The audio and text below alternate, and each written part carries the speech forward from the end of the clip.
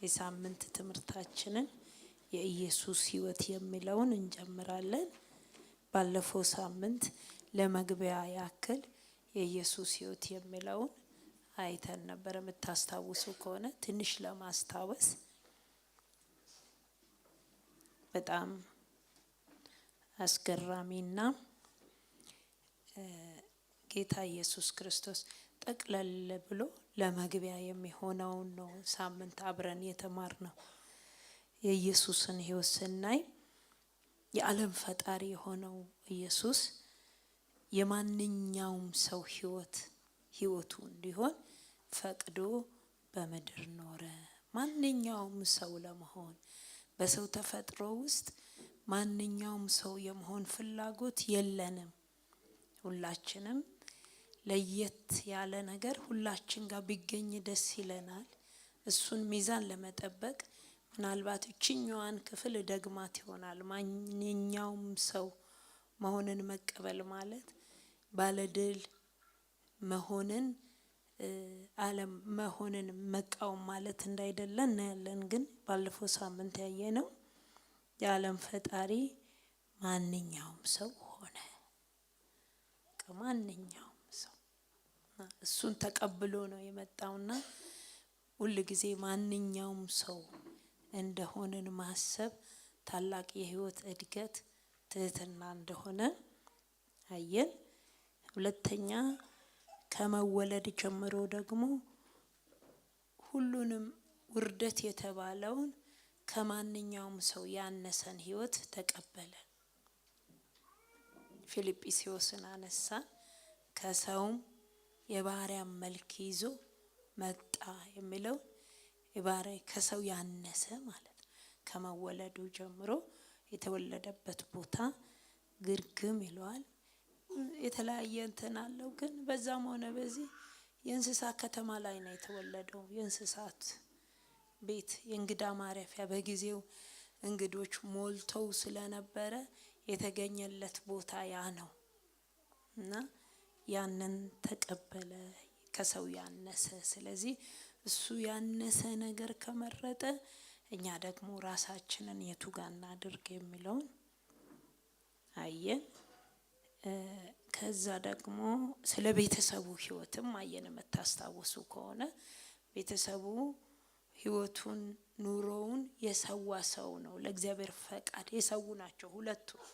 ዮሴፍም ማርያምም እድላቸውን የሰውና እድሉን የሰዋ ቤተሰብ ውስጥ አደገ፣ ኖረ፣ ተወለደ፣ አደገ። ያው ቀላል አይደለም በጊዜው ሳምንት ስለተማር ነው። ግን በተለይም እኔ ማንኛውም ሰው ስለመሆን እንድናስብበት በድጋሚ እፈልጋለሁ። እኔን በጣም ነክቶኛልና ማንኛውም ሰው ለመሆን የወሰነ ሰው የሚተጣጠፍ ሰው ነው። ኑሮ አይከብደውም። ነገር ምድር ላይ አይከብደውም። ሕይወት ይቀለዋል። እና ራሳችንን እንግዲህ ሰው ሆነን ማለት ነው። እሱ ፈጣሪ ነው፣ እኛ ደግሞ ሰው ሆነን። ዛሬ ግን ዋናውን ትምህርታችንን እንጀምራለን እና ስንጀምር የጌታ የኢየሱስ ክርስቶስ ሕይወት በምድር ላይ በሁለት ከፍለን እናያለን። አንደኛው ሁለት የሚገጫጩ ሕይወቶች እኛን ሚዛን ለመጠበቅ የሚያስቸግሩን ሕይወቶችን እንዴት ነው ሚዛኑን ጠብቆ የኖረው ጌታ ኢየሱስ ክርስቶስ።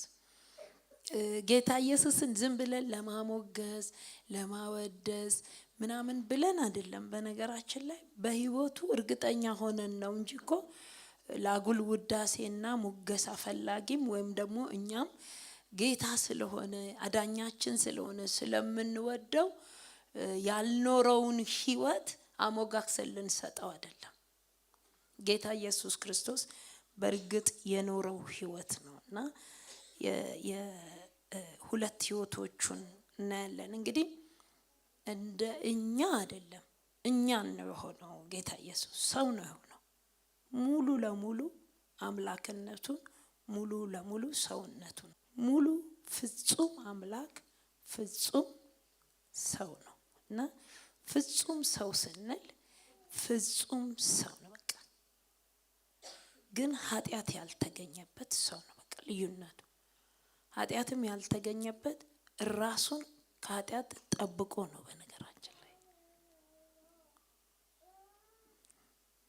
እንጂ ሌላ የሰውነት ልዩነት ምንም አልነበረው። ስለዚህ ሁለት ህይወቱን ነው የምናየው። እንዴት ነው ጌታ ኢየሱስ ክርስቶስ በምድር ላይ መንፈሳዊና ስጋዊ ህይወቱን የኖረው? እነዚህን ሁለት ነገሮች ነው ከፋፍለን በስሩ እያንዳንዱን ህይወቱን ብናይ ደስ ይለኛል። ነግሬያችኋለሁ፣ ረጅም ዓመት ነው በልቤ የተቀመጠውና መንፈሳዊ ህይወቱን እንዴት መራው ጌታ ኢየሱስ ክርስቶስ። እንግዲህ በፍጹም ሰውነት ነው እያየነው ያለ ነውና እንዴት ነው መንፈሳዊ ህይወቱን የመራው? እሺ እንዴት ነው ስጋዊ ህይወቱን የመራው? ስጋዊ ህይወት ስላችሁ ከሰው ተወልዷል፣ ቤተሰብ መካከል አድጓል፣ ህብረተሰብ መካከል አድጓል፣ ተጠልቷል፣ ተወዷል፣ ተሳክቶለታል፣ አልተሳካለትም፣ ርቦታል፣ ደክሞታል፣ በስሜቱ ላይ በጣም ጉዳት የሚያደርሱ ነገሮች ደርሰውበታል።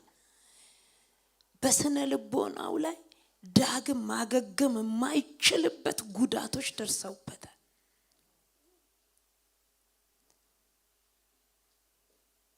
በሰው መጠላት ከባድ ነው፣ በሰው መወደድም ከባድ ነው። በህይወት በምድር ላይ ስንኖር እኛ የደረሰብንና የሚደርስብን ሁሉ ደርሶበታል። ብቸኛ ነበረ፣ ደግሞ በጣም ብዙ ህዝብ ከቦታል። እነኚህን ህይወቶች ኢየሱስ ተምሯል፣ ተማሪ ሆኗል። ኢየሱስ ደግሞ የህዝብ አገልጋይ ሆኗል። ሰፈር ውስጥ ተላልቋል። ማርያም ልከዋለች፣ ዮሴፍ ልኮታል እንጂ በልዩ እንክብካቤ ምናምን አላደገም። ስለዚህ የኛን ህይወት ሲኖር እንዴት ኖረ ብለን ስናይ ሊቀ ካህናችን የህይወት ምሳሌያችን የህይወት ስታንዳርዳችን እሱ አይደለ? እንዴት ኖረ ብለን ከዛ እኛም ለመኖር ነው። አሁን በጣም ድንቅ ትምህርት ምናምን ማስተማርም መማርም ምንም አይደለም ወገኖች። ድንቅ ትምህርት እንደውም እዚህ የለም።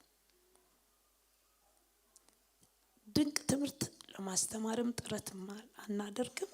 ድንቅ ትምህርት ለመማርም አንዘጋጅ። ግን የህይወት ትምህርት ግን እዚህ አለ፣ ህይወት ያለበት ትምህርት።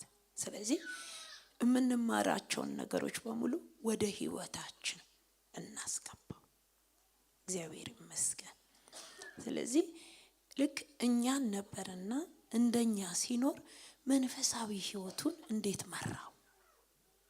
እንዴት ሊመራው ቻለ?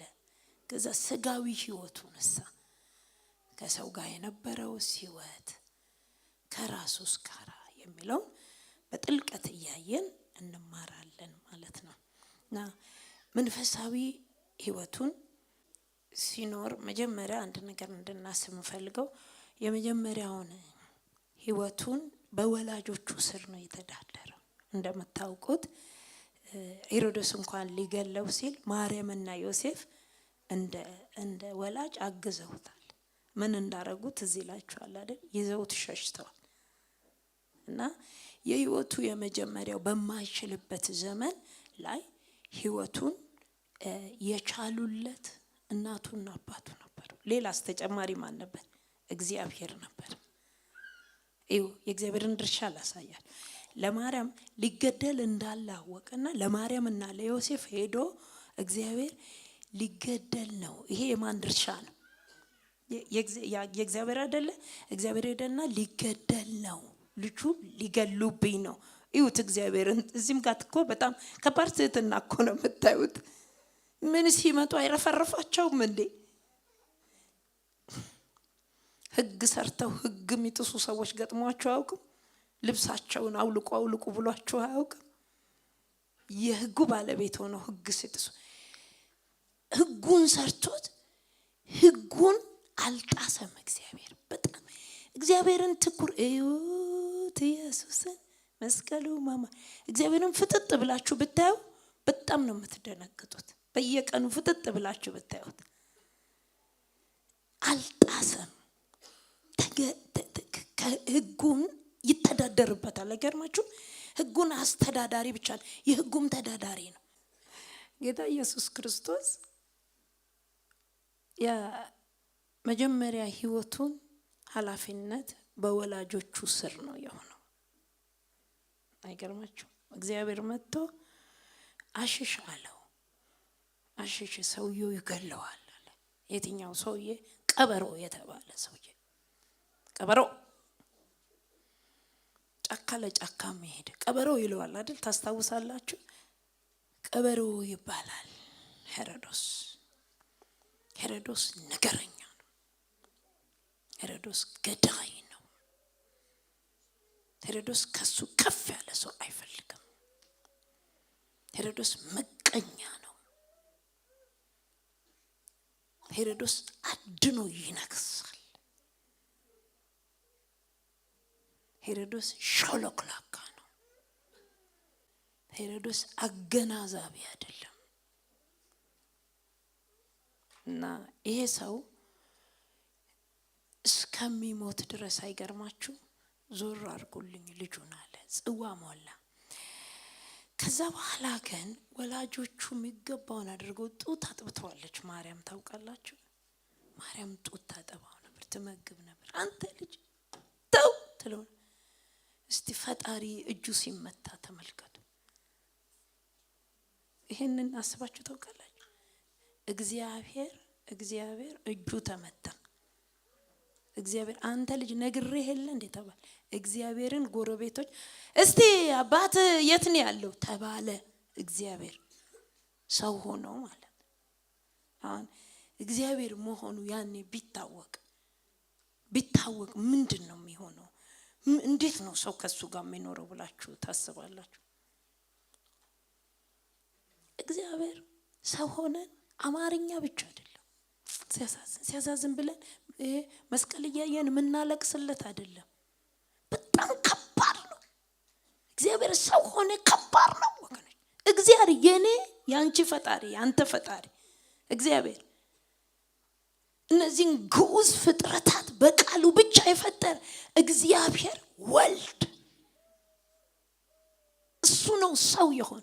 እሱ በጥፊ ለመመታት ናንተ ሂድና ወደዛ ተብሎ ለመላላክ ከበቃ አሁን መስተንግዶ ላይ ብትቆሙ ጭስ ነው የምትሆኑት። ለምን እንደሆነ ታውቃላችሁ? እዚህ ጋር ተቀመጡ ስትሏቸው አይፈልጉም። ስድብም ሊገጥማችሁ ይችላል። እኔን ወደ ኋላ ሌላውን ወደፊት በጣም ብዙ ነገር ነው የሚገጥማችሁ። ግን እስቲ አስቡት፣ ፊት ተቀመጥን ኋላ ተቀመጥን። እስቲ የኛውን እግዚአብሔር አስቡት። ተከበርን አልተከበርን፣ ይህንን የተቆነጠጠውን እግዚአብሔርን አስቡት እስቲ። የቱ ጋ ነው የክብራችን ነጥብ ያለችው? ዛሬ እሱም ይከብደኛል በጣም መግለጫ ቋንቋ የለው። ሰይጣን ግን ትዕቢቱ ምክንያት ስለወደቀ በሰው ደም ውስጥ ትዕቢትን አስቀምጧል። በጣም አይገርማችሁ? ልክ እኮ ዘፍጥረት 3 ላይ ነው እኮ ይሄንን ሰው የሆን ነው። ግን ለማንኛውም ልክ ካደገ በኋላ ግን የመንፈሳዊ ህይወቱን ኃላፊነት የስጋዊውን በኋላ እናየዋለን። የመንፈሳዊው የስጋዊ ህይወቱን ኃላፊነቱን ወሰደ ጌታ ኢየሱስ ክርስቶስ። አይገርማችሁ? በቃ ልክ 12 አመቱ ላይ ትዝ ይላችኋል አላቸው። አያችሁ? አሁንም ህገ እስራኤል እስከ 12 አመት ይጠብቅ ነበር። ማስተማር አይችልም ነበር።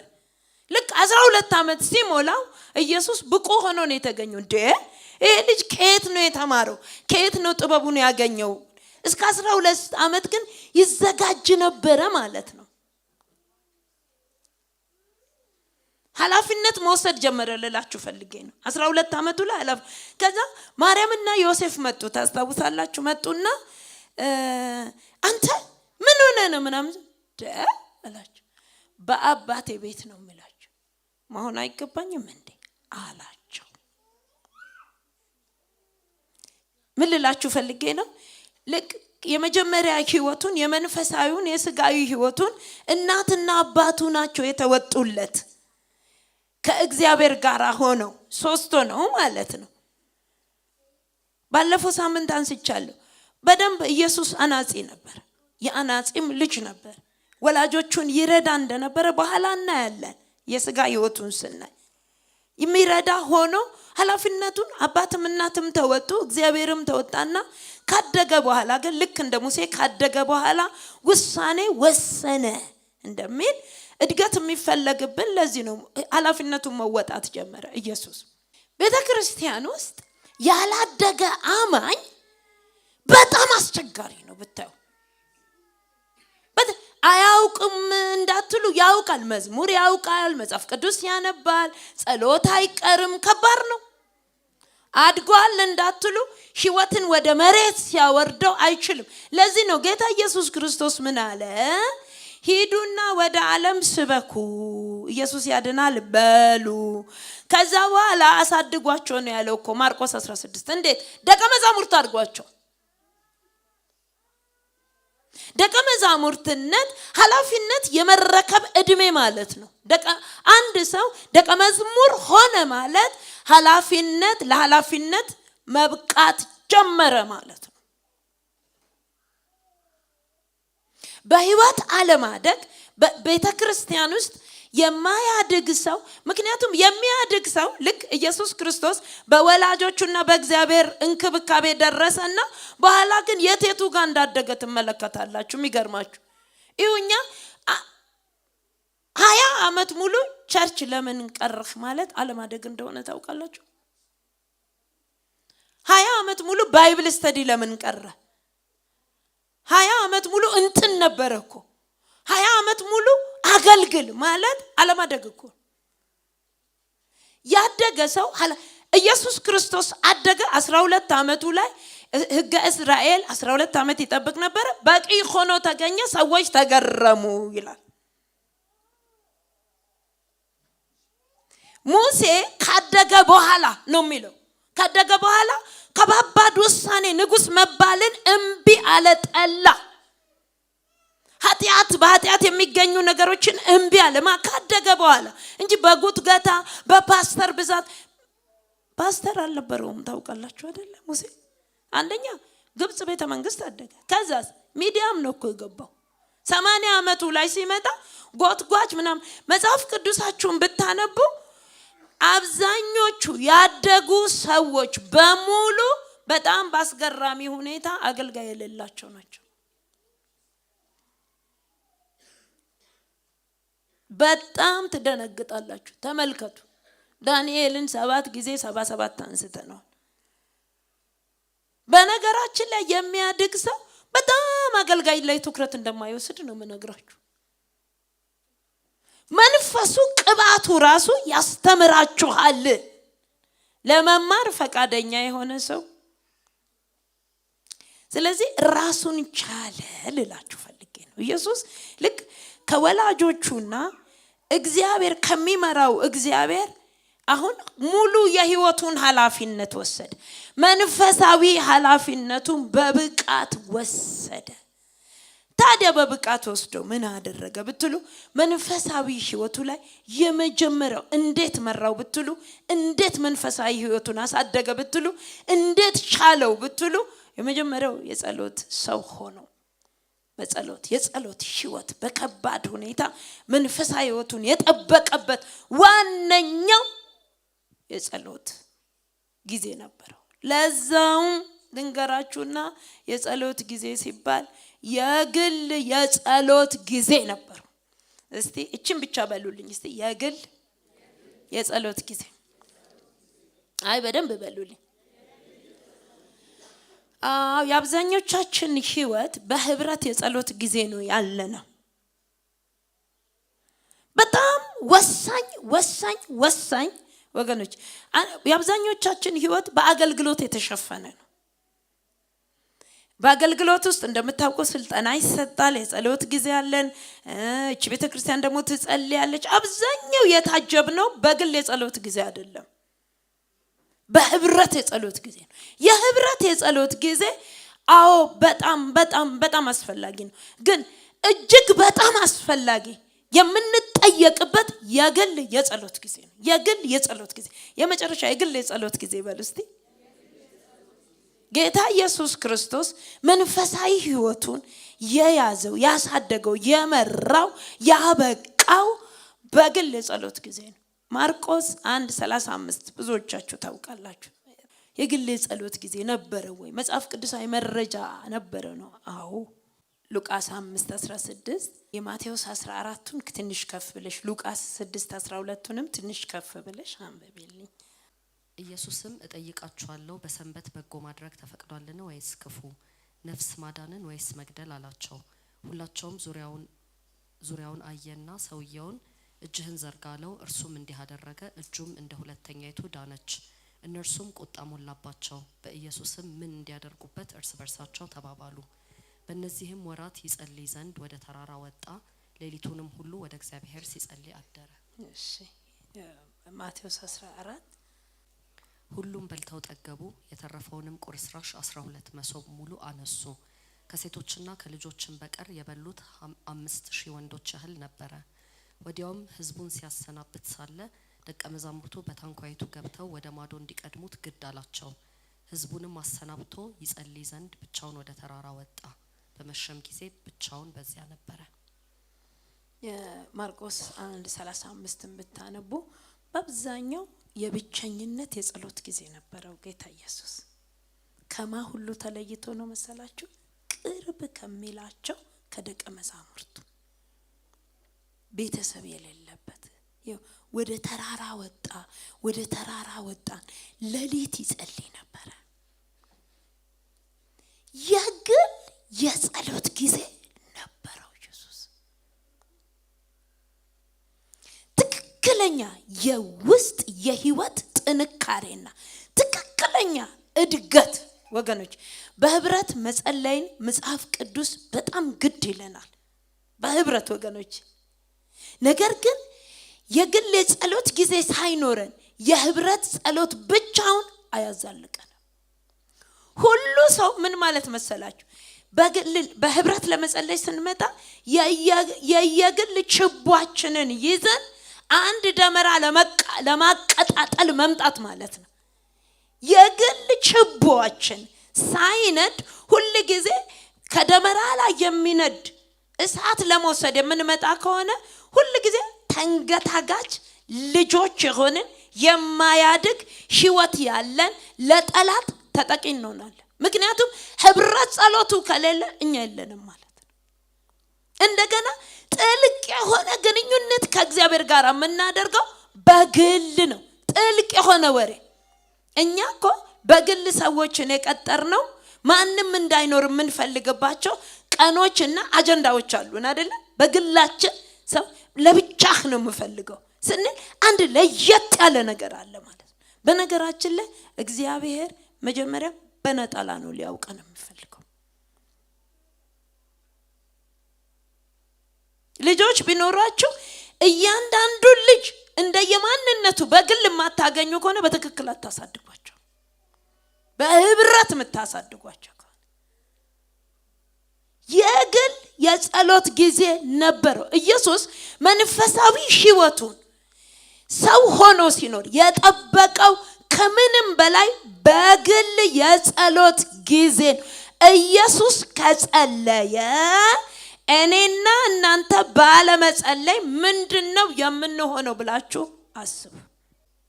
ጸሎት እስትንፋሳችን ነው። በነገራችን ላይ ማለት የውላችሁ ወገኖች 3 ዓለም የለም፣ ያለው 2 ዓለም ነው። የዲያብሎስ ዓለምና የእግዚአብሔር ዓለም። በዚህ በልዩነት መኖር የምንችለው በግላችን ከእግዚአብሔር ጋር በጸሎት ስንገናኝ ብቻ ነው። ወገኖቼ አንድ ነገር ልንገራችሁ። ሰይጣን ከኤደን ገነት አዳምና ሔዋንን ማስወጣት ከቻለ፣ ይሁዳን ከኢየሱስ አጠገብ መውሰድ ከቻለ፣ ራሱ በአካል ከሚሄደው ኢየሱስ ቁርስ ምሳ እራት አብሮ ከሚበሉት ኢየሱስ መነጠልና እድሜውን ማስተጓጎል ከቻለ እኔና እናንተ ምንድነው? ሰይጣንን በምንም ልንፈራው አይገባም።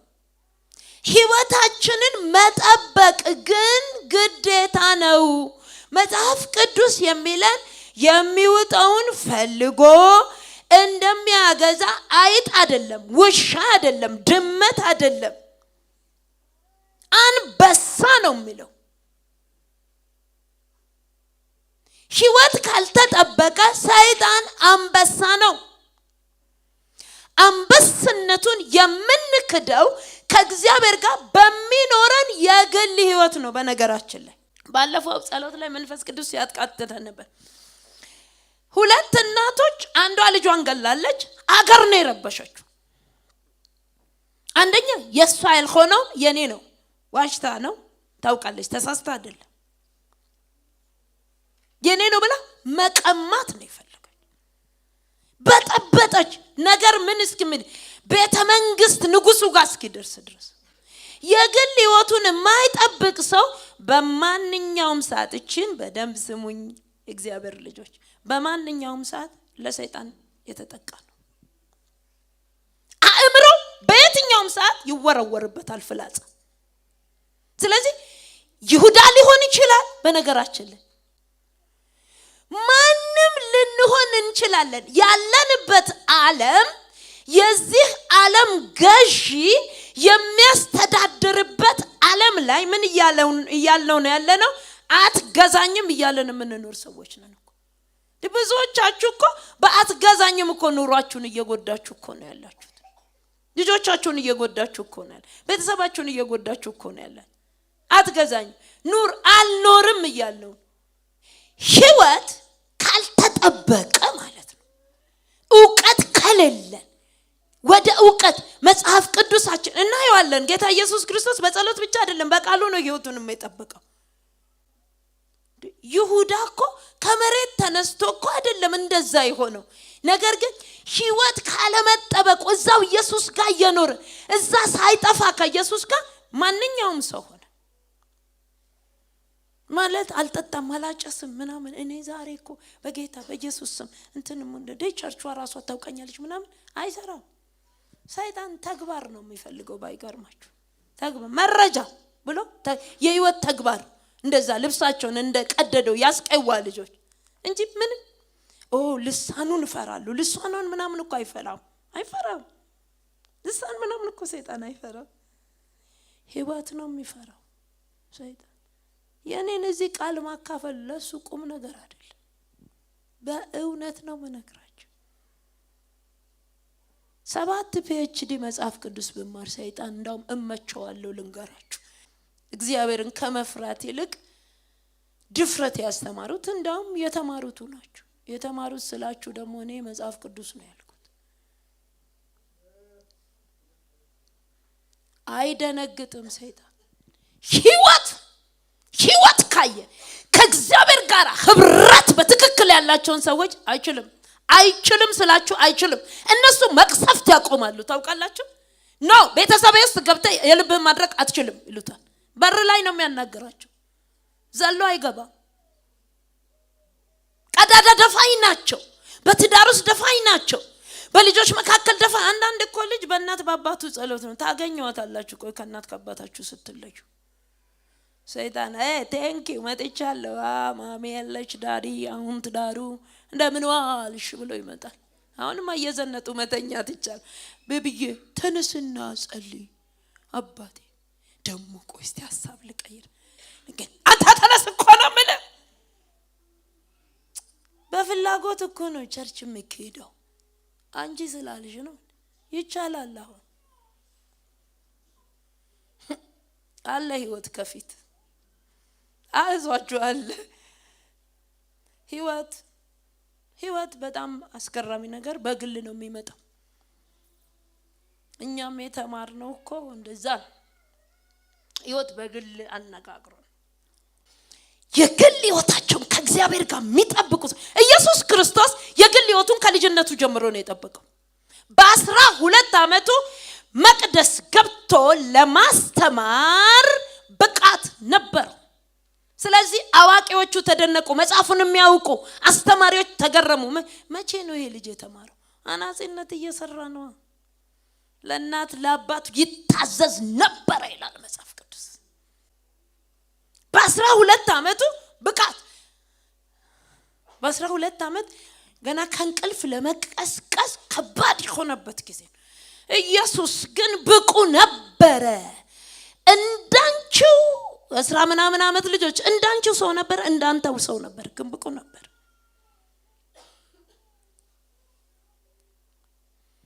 የግል ህይወታቸው ከእግዚአብሔር ጋር ያደረጉ ሰዎች ከቤተሰብ አልፎ ለሀገር ትርፍ ናቸው። በነገራችን እከለክላለሁ ይሄን በሽታ፣ እከለክላለሁ ይሄንን ጦርነት ይላሉ። ይቸግራቸዋል። በነገራችን ላይ ከእግዚአብሔር ጋር የሚጠጋጋ ሰው በየትኛውም እድሜ ክልል ሸክማለሁ። በእውነት እግዚአብሔር ጋር በትክክል የግል ህይወት የሚጠብቁ ሰዎች በየትኛውም እድሜ ክልል ስላችሁ እግዚአብሔር ሚስጥር ያወራቸዋል። በ10 እድሜ፣ በ11 ዓመት፣ በ10 ዓመት ያወራቸዋል። ይሄንን ወቁ። የሌላው መጥፋት ግድ ይላቸዋል፣ ይዘገንናቸዋል። ከእግዚአብሔር ጋር ህብረት ሲኖር ጤነኛ ነው የምንሆነው። ስለሌው ይቆረቁረናል ወገኖች፣ ያመናል ወገኖች፣ ባለሻክም እንሆናለን። ሰይጣንም ደፍሮ እንደፈለገኛ ሰፈር ወጥቶ አይገባ። በሰፈር ደረጃ አይመጣም ነው። ያቺ አጓጉል ልጅ አለች ይላሉ። ትንሽ ናት እኮ ግን አጓጉል ልጅ አለች። ያ አጓጉል ልጅ አለ እዛ ሰፈር ውስጥ ምን አርጌ እሰራለሁ? አጓጉል ከፋሚሊ ውስጥ የሚያቆመኝ ልጅ አለ ይላል። ከእግዚአብሔር ጋር ህብረት ሲኖር አለበለዚያ ዘንጦ ነው የሚገባው ነው ብላችሁ። ዘንጦ ይሁዳ ውስጥ ገባ ይላል። ዘንጦ ይሁዳ ውስጥ እጁን ኪሱ ውስጥ ከቶ ምናምን ምን ውስጥ ገባ ነው የሚለው? ምን ውስጥ? አረ በደንብ በሉት። ሐሳብ አገባበት ይላል። ቀጥሎሳ ራሱ ገባበት ይላል። ሁለቱም ነው። የግል ህይወት ሲጠበቅ ሐሳብ ይጠበቃል። ሰይጣን አይገባም። መጀመሪያ ልማዱ ነው እሱ ሐሳብ። እዛም ኤደን ገነትም ነው የጀመረው፣ ዛሬም ይቀጥላል። ያው ዓለም እስከሚያበቃ ድረስ እንደ ሐሳብ አንዳንዴ ይቆጣጠራል፣ ህሊናን ይቆጣጠራል፣ ሌላ ሰው አድርጎ ይቀያይረናል፣ ይለዋውጠናል። ክፍተት አግኝቷል። ህይወት ሲጠበቅ ግን አይችልም። ባይገርማችሁ አይችልም። አእምሮን ሁሉ ይላል መጽሐፍ ቅዱስ የሚጠብቅ የማን ሰላም? የክርስቶስ ሰላም። ምንን የሚጠብቅ? አእምሮን ሁሉ የሚጠብቅ። አእምሮ ይጠበቃል። ምን ኮን? በግላችን ከእግዚአብሔር ጋር ግንኙነት ሲኖር። ኢየሱስ ክርስቶስ የተጠበቀው በግል ጸሎት ነው። ብታምኑ ባታምኑ እንደኔ እንደናንተ ዙሪያው የሰፈረ ሰይጣን ነበር። እንዳውም ከኔና ከናንተ ይልቅ ከተወለደ ቀን ጀምሮ አክስቶ የሚጠብቀው ነው። ግን ጠበቀ ህይወቱን። በምን? በጸሎት ጠበቀ። በምን አይነት ጸሎት? በግል ጸሎት። ሳምንት እናያለን። የግል ጸሎት ብቻ ሳይሆን የማያቋርጥ የግል ጸሎት ነበር። ቆመን እንጸልይ።